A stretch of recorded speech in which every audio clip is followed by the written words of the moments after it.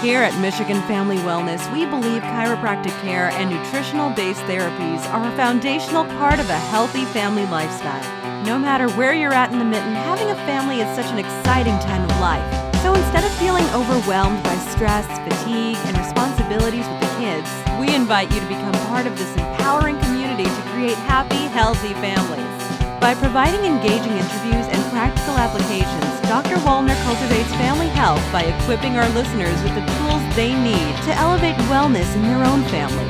Dr. Wallner passionately serves the Michigan community at his chiropractic and nutrition-based practice, where he specializes in pregnancy, pediatrics, and family wellness care.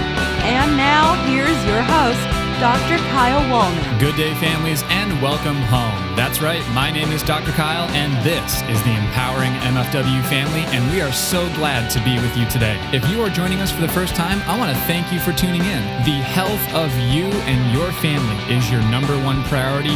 It is your greatest asset.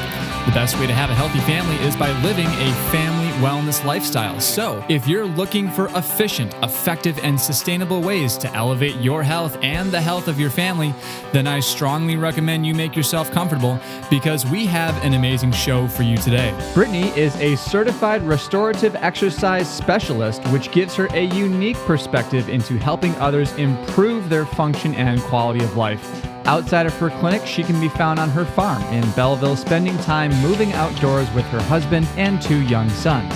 All right, families, let's welcome Brittany.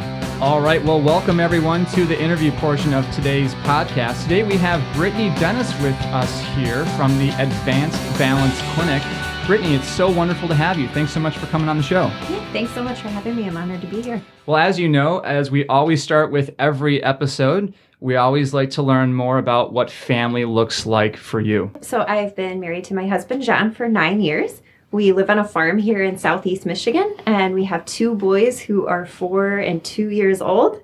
And we also have baby number 3 due early next spring. Congratulations. I'm so excited for you guys. I just learned this news myself, so very, very happy for you guys just to see the growing family. And, you know, I'll mention this at the end as well, but just as an inspiration for a lot of entrepreneur women, you know, you're a mother, you're a wife to a farmer, you've got all these things going on, you're an entrepreneur with your own business. That's really inspiring for a lot of people these days, I think. So all the credit to you there for sure. One other thing we love to ask is because we are smitten with the mittens. So what do you love about the great state of Michigan? So, you know, it's funny. I actually didn't realize how much I love Michigan until I moved out of state for grad school for a couple years. So I'd grown up in Michigan. And yeah, you don't appreciate it until you go somewhere else. But just the whole state is beautiful. There's so much to see and do here and so much different variety. And you even learn to appreciate Michigan's weather when you leave for a little bit. Surprisingly, we all know that infamous kind of unpredictable Michigan weather. But yeah, it's just beautiful. We have such mild summers here, so it's a great place to be. I agree. I would add to that as well, or just, you know, acknowledge that in the sense my gratitude and my appreciation for the diversity of weather really comes into play versus other parts of the nation where you don't have that much diversity, if you will.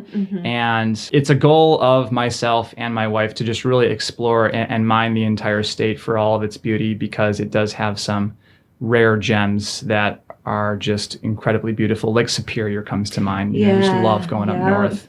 So, gorgeous. Well, thanks so much, Brittany. As you know, we always like to start out with that, but then I like to get into the meat and potatoes of our conversation for today. And so we've never had a physical therapist on the podcast before, and so that's why I wanted to invite you onto the platform here and just share with our community more about who you are, what is the Advanced Balance Clinic all about, and really educate us more about what is done at a physical therapist appointment or during that treatment program with a physical therapist. And another reason for bringing you on is because you're not in that structured, restricted, if you will, you know, medical model where everything is dictated by a medical doctor and there's not much communication there, which we'll get into that as well. But let's just start back at the top before I go off into several tangents. Tell us more about just what is conceptually physical therapy all about? So physical therapy, we kind of consider ourselves movement coaches. So we want to just get people moving better, whatever that looks like for them. So if it's somebody who's been experiencing pain, we want to see if we can maybe resolve that pain through the use of movement, figure out what the root cause of it was and what we need to modify to get them moving better. People who are experiencing balance issues, even just general weakness. So there's a pretty broad range of things that we can tackle through movement. I just so resonate with that. Again, being a chiropractor, and I'm always about something I say on the podcast all the time is that we can do far more together than we could ever do apart. And so working with massage therapists, with acupuncturists, with physical therapists, it all comes together. And I really do feel that everybody has a place in terms of helping someone heal and improve and getting better patient outcomes in that sense as well. Yeah. You know, one narrative I was thinking of in just preparing for our talk was, let's say you have a friend or a family member who is playing softball or some sport, whatever it might be. Let's just use softball as an example. And they're pitching, you know, they're using their shoulder to really, you know, throw a rather large round object, right? And they're doing that repetitively, and it requires some strength. And then over time, they might incur an injury to their shoulder. And then so they go to their medical doctor, they go to their primary care doc, and they tell their doc how they've injured their shoulder and they have pain. And so then their medical doctor will oftentimes maybe give them a prescription for pain medication, but then oftentimes as well give them a prescriptive recommendation for seeing a physical therapist. And so that's where I think most people can connect with physical therapy in terms of that medical doctor, physical therapist context or relationship. So talk us through more about that. You know, what are some pros that you see with that model? What are some maybe disadvantages? And maybe what are some frustrations that you have as being a doctor of physical therapy in the industry, in the profession? Sure. Yeah, that's a good conversation to have. So as far as the pros of that, you know, it is great that usually we are thought of in terms of that model. So somebody's physician will usually, you know, get the referral for therapy. The frustration that I have is usually when they write that prescription for therapy, it's kind of based on an outdated model of therapy. So they'll send me a script that will say, you know, a frequency of therapy 3 days a week for 4 weeks to resolve this shoulder pain. And honestly, unless you're coming out of a surgery, that's not a great model to have. Most people don't need a frequency of 3 days a week. So whatever's written on that order, I then need to get updated. So yeah, that can be a pretty common frustration there. Would you say that there's much communication between the physical therapist and the prescribing physician, or is there not so much communication there? Ideally, there should be. You know, most of the time it's just a matter of faxing in our assessment and having them sign it, making sure they're in agreement. But really, one thing I wish is that more physicians were familiar with the therapists that they send their patients to. Usually somebody's just given a list of local therapy clinics. Without any regard to what that therapist's experience is, if they even specialize in the problem that the person's being sent to them for. Right. Yeah, so I think that, you know, just as a whole, medical providers should have a better understanding of what type of therapist they're sending their patients to and actually having a conversation with that therapist about what's going on. And oftentimes I'll hear someone, perhaps they have insurance, that physical therapy is covered by their insurance, and that's the primary motivator. Which, again, understandably so, but again, if there's a physical therapist out there who really specializes in a particular treatment technique or even a philosophy or an approach or even just a specific joint of the body, you know, using the shoulder here as an example, perhaps that should be considered by the individual, by the person, rather than, well, I'm just going to go to any franchise physical therapist that'll take my insurance. Yeah. Right? And that's it. We see that very, very commonly, unfortunately. So, yeah. So what I hear you saying is it's not a perfect system. Exactly. Gotcha. Okay. And so was that part of your motivation then to start the ABC clinic? Yeah, that was a huge part of it. Trying to step out of a therapy model that I just wasn't sure was working you know, for my patients. So that way I could kind of create that environment for them. Making sure that patients are getting a full 1-to-1 hour with their therapist is so important, and that doesn't tend to happen in a lot of mainstream therapy. Tell us more about that. So a lot of times when you have, we'll say, a big clinic, there are fantastic therapists that work in big clinic systems, don't get me wrong.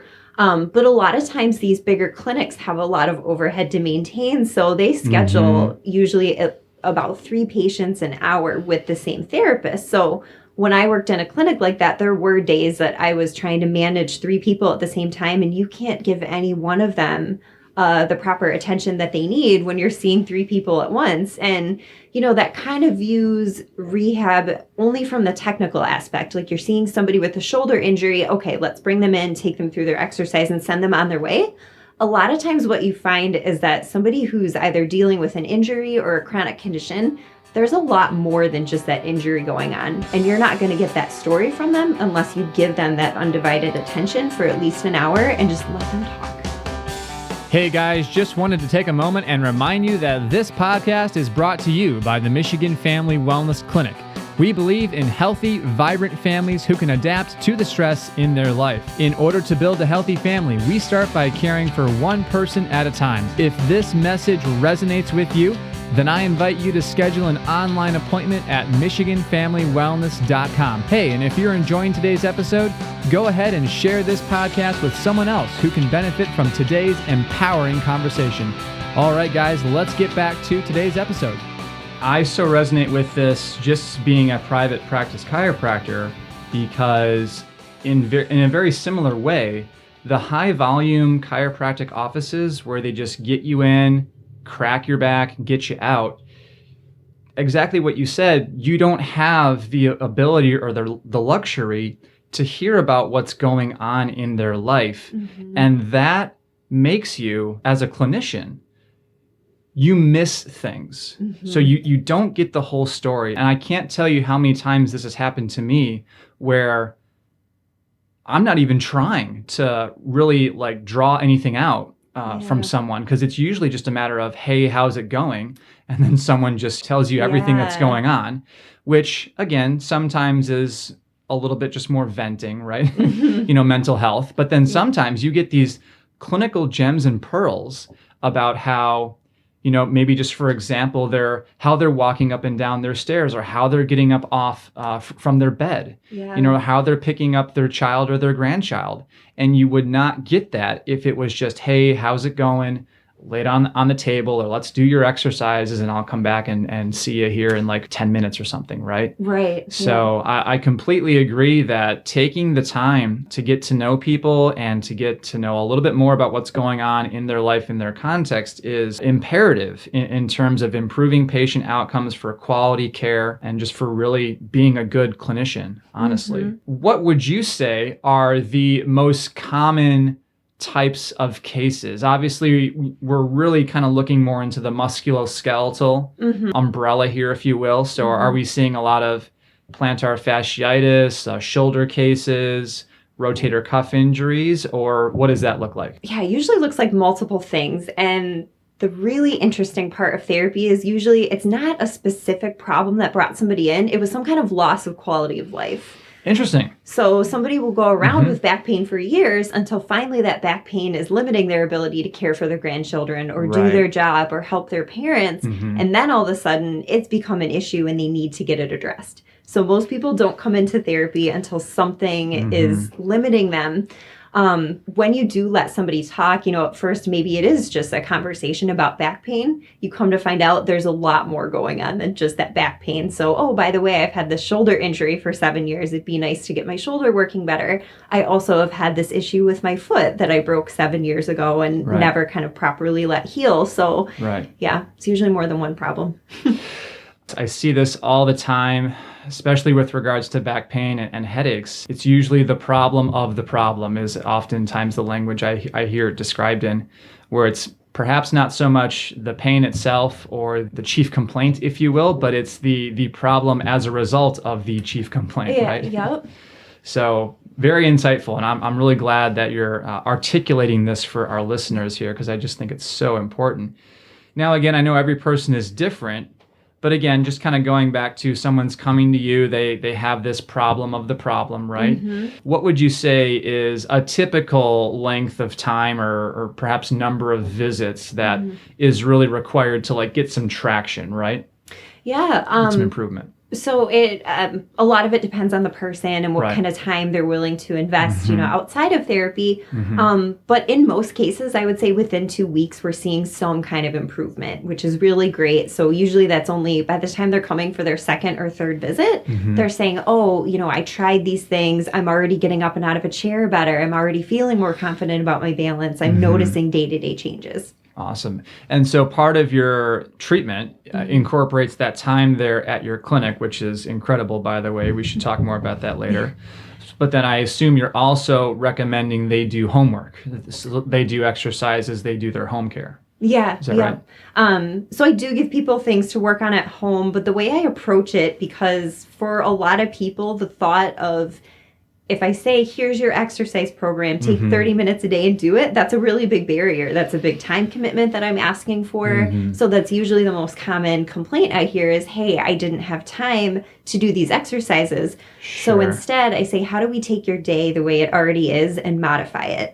So if you're sitting at a desk for a prolonged amount of time, is there a way we can change your positioning that's going to facilitate reaching your goals? Wonderful. Awesome. And I think I heard you saying earlier in our pre-chat, you have actually videos or you have platforms and things where you can send to people and they can look at these things at home and kind of use that as a resource as they're doing their home care? Yeah, yep. So I have an online mobility program that kind of walks people through depending on what they're looking for that day. It's a library of videos so they can have like a guided program to go off of and get some more variety. Yeah. Awesome. Again, I really think this is just so great because I'm usually working with people, just kind of seeing them in the office, performing their adjustments. And then the whole philosophy of chiropractic is, okay, now go forth and subluxate no more, right? So like just kind of hold those adjustments and live your life. As a chiropractor, we are taught a fair amount of exercises and that sort of thing, but I would by no means call myself a rehabilitation anywhere on par with what you're doing. And so that's why I like having people to refer to, is because you can really help someone with their central nervous system and that brain-body connection through the chiropractic adjustment. And then I love turning people over to, okay, now that you have this clarity of your nervous system, now go do these great exercises, work with these great therapists, because now I feel like they're just better equipped to do that. That's my own personal philosophy, if you will. Yeah. Let's go ahead and just talk more about that, actually. So with regards to the central nervous system. So this is my favorite system of the body as a chiropractor.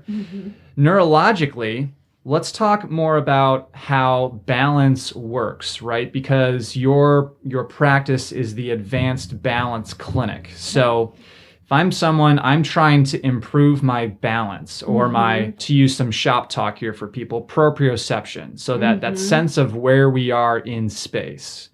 Tell us more about your philosophy on balance. What is balance and how can we improve our balance? Yeah, How much time do we have, right? I know, it's a big topic. So balance is very complicated and it does involve several systems in the body. So like you mentioned, our proprioception and our sensory systems, so our eyes, our inner ear, and all of those little receptors we have in our skin that tell our brain where we're at in space, are taking in all of this information and using the central nervous system to communicate that to the brain. So the brain is having to take in all of this information and then tell our musculoskeletal system how to keep us upright and moving throughout the world. Exactly. So usually when I'm seeing a balance issue, it's not, we have this integration of all these different systems. So we need to look at all those different systems. Are somebody's sensory systems working as they should? Is it a muscle weakness issue? Is it a proprioceptive issue? Usually it's multifactorial. Right. And any one of those systems kind of declining is going to have an effect on all of them.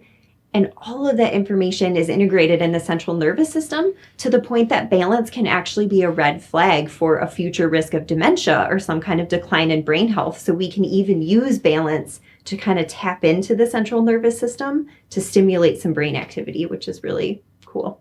You hear about this all the time. Grandma falls over and she breaks her hip, and then that leads to several other complications down the road.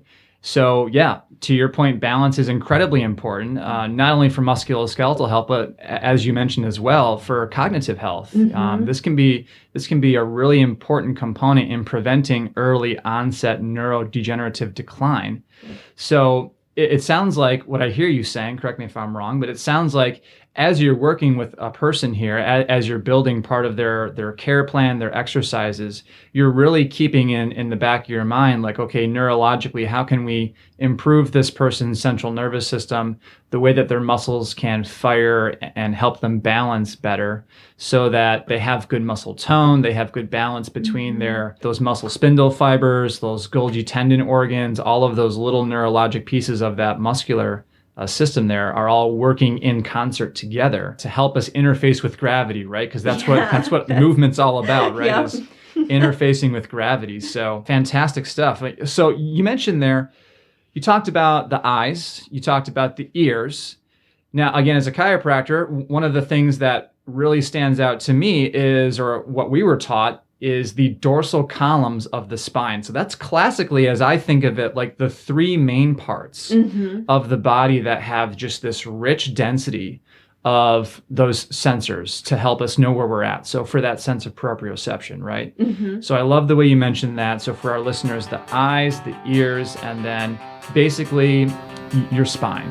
So the dorsal columns are part of the spine there that neurologically can help tell us where we're at in space.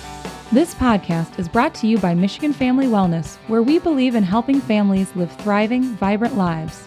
With the right guidance, your body has the ability to respond and adapt to the challenges in your life so that you can be healthy. At Michigan Family Wellness, we build resiliency solutions through our proven framework and empower you to become the best version of yourself. Contact us at 734-335-0533 with any questions, or go online and schedule an appointment at michiganfamilywellness.com and start your path towards better health today. Is there anything else that comes to mind for Brittany here? I'm being somewhat leading in the question because I want to talk about the feet. I know. But so I know that we are both huge fans of the feet. Can you tell us more about how the feet can play into our sense of proprioception? Sure.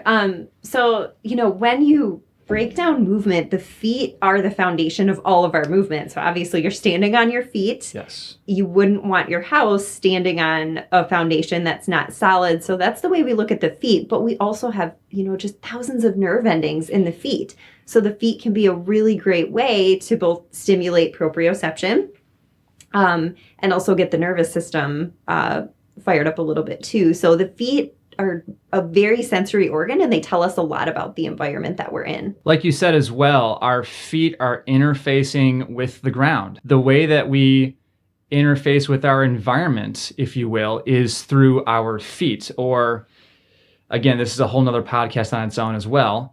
If we're wearing shoes that don't allow for that neurologic connection, or if we're not grounding ourselves on a regular basis or semi-regular basis, then we're really not interfacing well with our world, and therefore we're not receiving enough sensory information from our feet. And so, again, this is an entire podcast on its own, and we get a little bit into this with our reflexologist, Christy, which we talked about on our last episode. So if you guys haven't checked that out, shout out to Christy there. Please go check out our most previous episode with our reflexologist, Christy. Lots of good stuff there. But I know there's lots of things that you tell people to do for their feet and to improve their foot-ground connection. Can you talk us through maybe a little bit, some practical things that people can do to really help improve the functioning of their feet and their foot-ground connection? Yeah. Foot mobility is the place that we start, especially with balance conditions, but even low back pain, it can really make a difference to work on foot mobility for that. Yeah. So I usually, and I know you're a proponent of this too, will have people roll their foot out with a ball. Yes. Yep. Each and every day. And especially, not only does that get the little joints of the foot moving, so about 25% of our muscles and bones are found below the ankle. So if you think about the potential for mobility below the ankle, we've just got an infinite number of joint positions there. And when we're in a shoe all day, not only is that inhibiting the sensory system from sensing the environment, but you're kind of like casting your foot. So you're not letting those joints move. So we'd like to get all those little joints moving again and kind of stimulate those nerve endings with a ball and a lot of calf stretching. Calf stretching, yeah. Yeah. So I tell people, even just doing those two things, you're going to notice a pretty drastic difference, even if you do nothing else with your balance. I'm a huge fan of your calf stretching video, so perhaps we could link that in the show notes here for this episode. Because even as a chiropractor, as I'm sure you know as well, the posterior chain or the posterior fascial train, if you're familiar with the anatomy trains, things like that, and that really connects everything back to low back pain. Even with people that I see here at the office, they have low back pain. I'll do the adjustments for their back and help their spine feel better and restore that motion in their facet joints. But I'm also telling them, hey, how are the feet doing? In fact, I love telling people this, and let me know your thoughts on this as well. Right after you shower, like after a hot shower or a hot bath, in my opinion, is a wonderful time to roll your feet or to do these calf stretches. I find that that's when the tissues are nice and warm and they're just more gooey, right? Yeah. They're not as stiff and tight and cold. That can sometimes lead people to frustration when they're like, oh, well, my doc or my physical therapist wants me to roll my feet, but every time I do it, it hurts, or I'm getting nowhere with it, right? I like to tell people to do that really after like a warm bath or a hot shower so I keep my therapy balls actually in my bathroom. Yeah, no, to I do remind the same. me. Yeah, that's great advice. Yeah. Just to remind me so I have them there, to do it right then and there. So, but yeah, that calf stretch, that posterior chain. For our listeners who may not be familiar with the anatomy trains, there is a connective tissue called the fascial system that is just continuous throughout our entire body. And that's why we talk about how literally everything is connected. And so when Brittany talks about restoring movement and being able to restore proper range of motion, we're tapping into that fascial system. And so that's why particularly the one that comes to mind is the entire line that goes from the bottom of your feet all the way up to the top of your head. So all along the back of your leg, up through your spine, and then it inserts on the top of your head there. And that's just a major, major system to work with, especially with how we're sitting all day long, how we're flexing forward, having to pick things up, and even just with our exercise and training. A lot of those involve flexion of the hip, flexion of the spine. So awesome stuff. So Brittany, what are 3 simple things that listeners can do to significantly improve their balance? I know we've talked about a little bit already, but let's add to that. Let's give our listeners a nice package to take home and start implementing today. Sure. I would say definitely the foot mobility pieces that we just talked about. The second part of that is taking a look at footwear, because if you are doing all this foot mobility work and then putting on a stiletto heel or a very stiff dress shoe, you're kind of negating all of that effort you just did. So we want our footwear to be as close to barefoot as possible. And for some people, that's going to be a transition phase. So if you're used to wearing a relatively structured or rigid shoe, you've got to take some time to work on that foot mobility before you go full minimal shoe. So yeah, footwear would definitely be a very important piece of that puzzle. And I would say the third thing is one of the biggest issues with balance is not getting out of our comfort zone enough. So humans are creatures of habit. We tend to go throughout our day doing the same movements, the same patterns. We walk the same routes. But that's exactly when our balance starts to decline because we're not stimulating ourselves. Interesting. Yeah. Okay. So I tell people it can be a game. It can be fun. So if you notice when you're walking day to day how much you purposely avoid obstacles and will veer around them, instead intentionally go for the obstacles and challenge yourself a little bit. Does this come from, so I've heard this context in the sense of how we're supposed to eat the rainbow, right? We're supposed to have a diversity of foods that we eat, as opposed to eating the same things over and over again. So what I hear you saying is we need a diversity of movement patterns. Is that fair to say? Exactly. So we call them like movement vitamins or different movement texture. Love it. Your corrective exercises are your building blocks for bigger movement. So if you think of your corrective exercise as your supplements, but of course none of us can survive on supplements, right? Mm-hmm. So we need to integrate that into, having a different variety of balance activities that we're doing. So even something as simple as walking on the grass instead of the concrete, that can give you a different texture for the day. So awesome. Yeah. Wonderful. And then, of course, as a chiropractor, I would be remiss. I really am just so passionate about the adjustment itself. And so I highly advocate to people improving your balance, follow everything that Brittany just said there and articulated, but then also along with that, the way that gravity can pull on the vertebra and that can influence your proprioceptors there in your spine, in your dorsal column. So adjustments alone are just so, makes such a significant difference for your balance there as well. So tell us more about what makes the Advanced Balance Clinic different. Yeah, so a couple things. As we talked about earlier, giving people that full one-to-one hour session. So I don't ever schedule two people at the same time. I make sure that people have my undivided attention for the full time that they're there. And number two is that we are actually based out of a house. That's right. So, yep, makes our practice a little bit different. It feels less clinical. It's a little more soothing and comforting for people, and also a very functional environment to be in.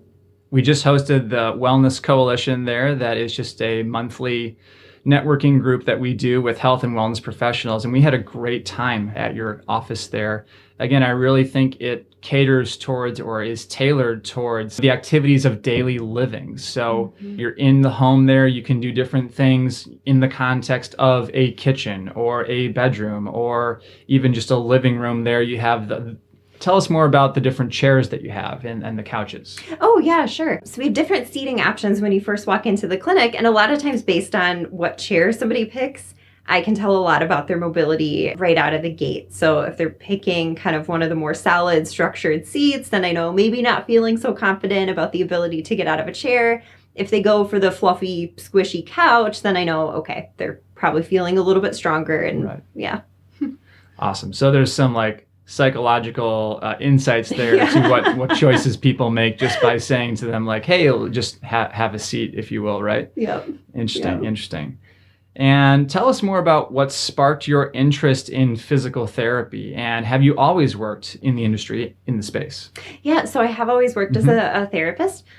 I first got interested in therapy actually in 7th grade. We had, different career speakers come in to talk, and we had a physical therapist that came in, and I thought, wow, this sounds really interesting. So I kind of kept it in the back of my mind. I knew ultimately I wanted to do something medical, and I have a little bit of a different route because most people end up being a physical therapist because they had physical therapy. I never did. Interesting. Yeah, so I observed at a lot of clinics while I was an undergrad, and I was pretty dead set on doing therapy. I just didn't know what subset of therapy I wanted to do. And it was actually my grandparents that inspired me to work with older adults. So I was fortunate enough to have all 4 of my grandparents well into my adulthood. And I was pretty close to all of them. And I got to be pretty involved in their end-of-life care, which is, of course, difficult. But it was a really special time. And the one thing I learned from each of them is that none of them let their lives be defined by their medical conditions, and they still continued to learn new things and kind of each brought a growth mindset to aging in their own way. And that's what I wanted to be able to bring to other people. Absolutely. Yeah, I don't see you being one of those people who just kind of retires and has nothing to do for the next 20, 30 years of their life. So, wow, that's very interesting. Yeah. And I think as well, you're an inspiration in the sense, in several ways, like we already mentioned. But so for physical therapists who might feel restricted kind of by that model that we were talking about, just with allopathic medicine and just that doctor physical therapist relationship, you've really kind of branched out and done your own thing. So tell us more, where is the Advanced Balance Clinic located? We're in Dearborn. So you're down there in Dearborn. That's fantastic, Brittany. I really encourage people to check you guys out online. Like you said, you have your online mobility program. So can anyone sign up for that, or is that for patients only? Nope. Anyone can sign up for that. Yep. Where can listeners go to learn more about yourself and the Advanced Balance Clinic? Yeah, the best place would be over at our website, which is advancedbalance.org. And there you can sign up for our emails. We have a free class available on balance and brain health for anybody who goes there, and a lot of other great resources. And you guys are on, I believe, Instagram. Is that right? Yep. We're on Instagram at Mindful Movement ABC. Well, thanks so much, Brittany. It has been an honor talking with you this morning. And like I said earlier, you're just such an inspiration for entrepreneurs, for women, for physical therapists, all alike. I just thank you so much for coming on the platform today. And I look forward to working with you professionally and just helping people experience better health through physical therapy and chiropractic care. So thank you so much. Thanks so much for having me. All right, families, what'd you think? We'd love to get your feedback. If you would like to email me about anything you've heard on this or any previous edition of the Family Wellness Lifestyle Podcast, you may do so by writing Dr. Kyle at MichiganFamilyWellness.com and take full advantage of the Family Lifestyle Audio Library at MichiganFamilyWellness.com. Connect with us on social media at Michigan Family Wellness. Thanks so much for tuning in, families. Have an awesome week, and remember, we can do far more together than we could ever do apart. Now that you've been equipped with the latest in family wellness solutions, we want to encourage you to apply these strategies right away. But the thing is, there's still so much to learn. Connect with Dr. Wallner's Chiropractic and Nutrition Office by going to MichiganFamilyWellness.com and click the newsletter sign-up button to join the informative and supportive community of chiropractic wellness. You will also receive as a gift from Dr. Wallner a copy of Michigan Family Wellness Solutions, an invaluable resource containing dynamic tools to elevate family health and vitality.